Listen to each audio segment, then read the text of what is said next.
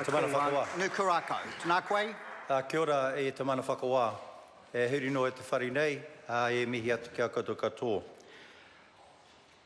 E te mana whakawā. I want to, as the final speaker, try and sort of bring this back, particularly after listening to the previous speaker, where pretty much, sir, over there the glass seems to be always half empty. And when we look on this side of the House, sir, this particular piece of legislation, the TPPA Amendment Bill, sir, is what this is all about.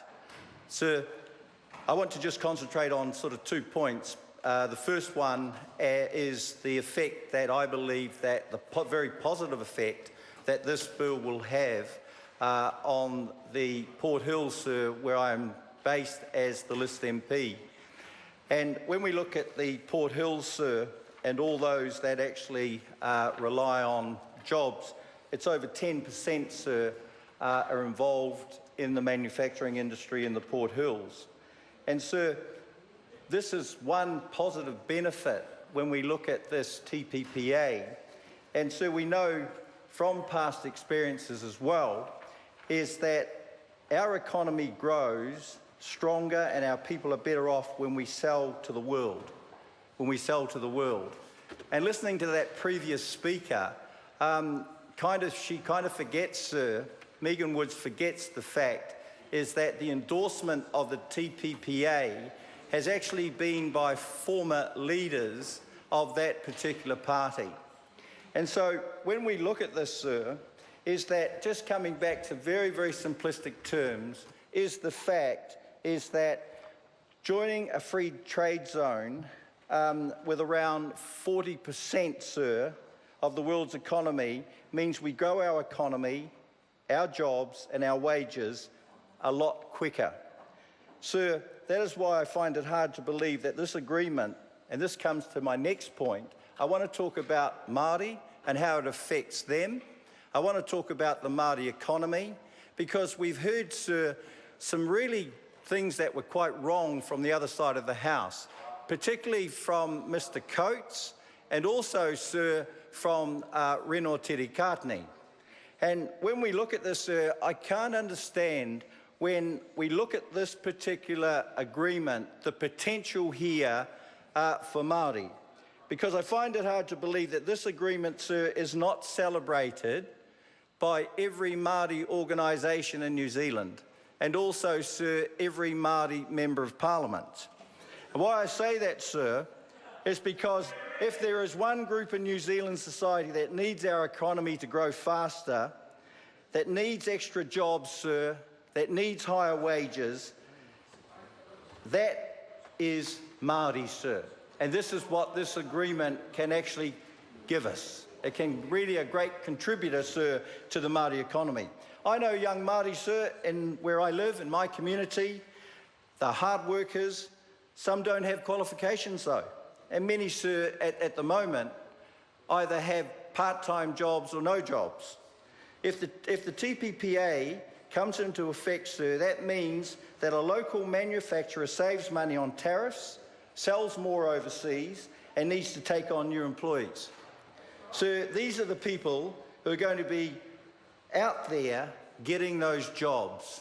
These are our people, sir, that will benefit from this particular agreement. Sir, growing our economy and bringing more wealth into our country, it just doesn't benefit Māori, sir, it benefits everyone. As the Prime Minister has often said, we cannot grow our wealth as a country and add more jobs and higher paying jobs to our economy by selling only to ourselves. We know, sir, from the past experience that our economy grows stronger and our people are better off when we sell to the world, And it's been, from the other side of the House there, sir, they have actually accepted this principle, is that we do need to have trade. We need to sell it to the rest of the world. And so, and looking at this, sir, is that again it comes back to the fact if we do that, well then it is very, very beneficial, sir, right across the board. I want to sort of turn now, sir, and particularly to Māori and the Māori economy. because, and I want to do a quote as well, sir, because a lot of consultation, a lot of hui, as we heard, actually took place right across the country. Not just once, sir, but numerous times to actually consult with Māori. And so one of the leading lights within the Māori economy is the Federation of Māori Authorities. And these represent, sir, as the name suggests, Māori businesses. And so here is a quote from the chairperson of the Federation of Māori Authorities. Tracy Haupapa is quoted as saying, "New Zealand is a trading nation. We must optimise our exports and trade relationships for the wealth and the prosperity of all New Zealanders. Māori have always traded across Te Moana Nui a Kiwa. So the TPPA is a contemporary expression of old age, of old trading routes. The removal of tariffs is an immediate advantage for Māori exporters, and the agreement sets the stage for better gains in the future. New Zealand has been represented by arguably the best trade negotiators in the world in the TPP talks, and we are confident that the Minister Grosser and his team have landed the best possible deal for New Zealand. The best possible deal for New Zealand." Continue with the quote. "The TPP is about building partnerships through which we might grow our exports and trade potential. This agreement is the result of trade talks and negotiations led over time by both Labour and National. And it is important to remember that the TPP has the potential to benefit all New Zealanders." Sir, I've heard criticisms also of the fact that apparently the TPP doesn't uphold the Treaty of Waitangi. And that is by Mr. Coates. But sir, nothing could be further from the truth. The TPP contains a provision which specifically preserves the preeminence of the Treaty of Waitangi in New Zealand. And the preeminence of the treaty, sir, is subject to New Zealand's interpretation of it. It is not subject to the dispute settlement provisions within the TPP. It is not subject to that. So when we talk, sir, about sovereignty, when we talk about the fact that the Te Riti o Waitangi could be compromised, well, sir, just to reiterate again and to highlight the fact there is a clause there where that cannot happen.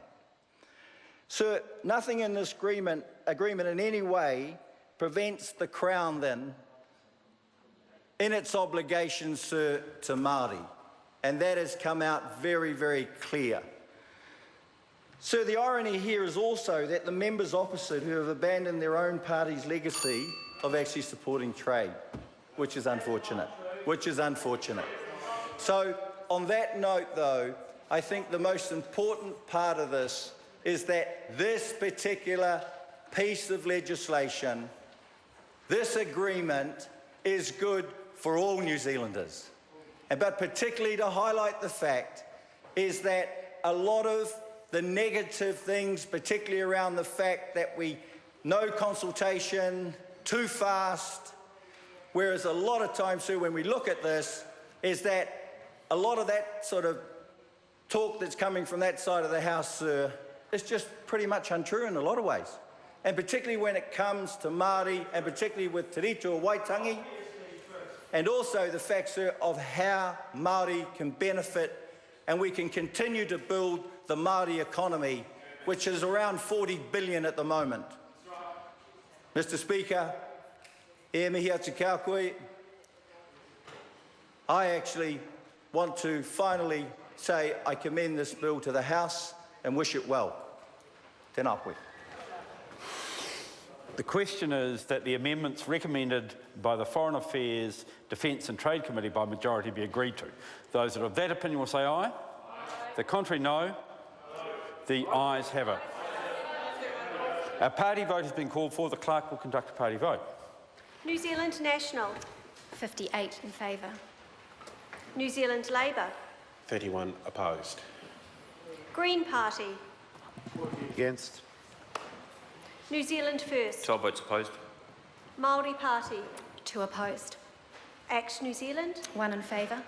United Future. 1 in favour. Any other votes?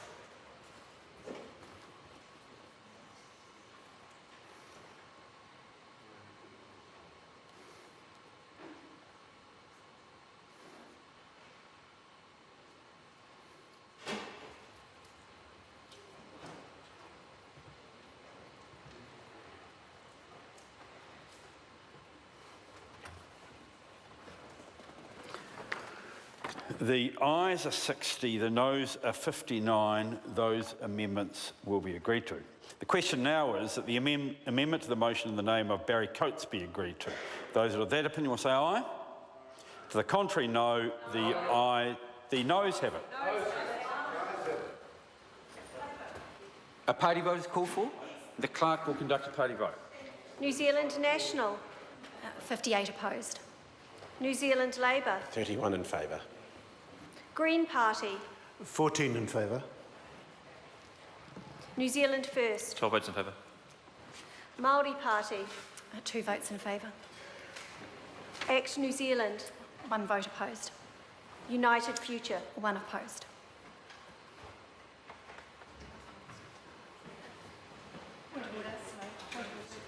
I seek leave. Point of order, Sir Dowie. Sorry, I've incorrectly recorded those votes. Sorry, For the Māori Party, the Māori Party is 2 opposed, and the New Zealand Party. And also. right, so the vote that was called out for the Māori Party as being 2 in favour, in fact, is 2 opposed to this motion. All right, we'll fix it up.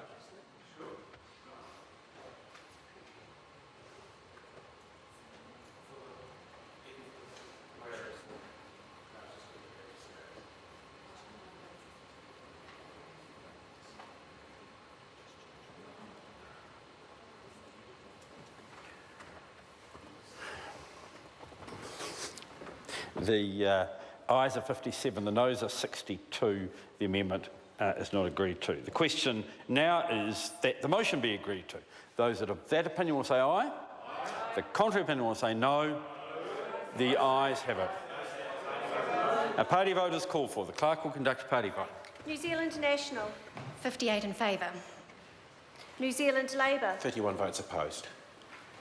Green Party. 14 votes opposed. New Zealand First. 12 votes opposed. Māori Party. 2 votes opposed. Act New Zealand. 1 vote in favour. United Future. 1 vote in favour.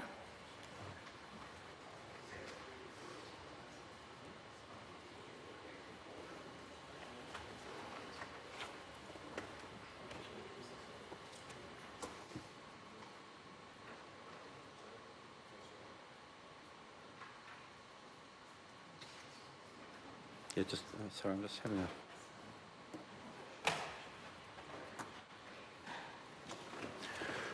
The ayes are 60, the noes are 59. The bill will be read a second time. Call on government. Trans-Pacific Partnership Agreement Amendment Bill, second reading.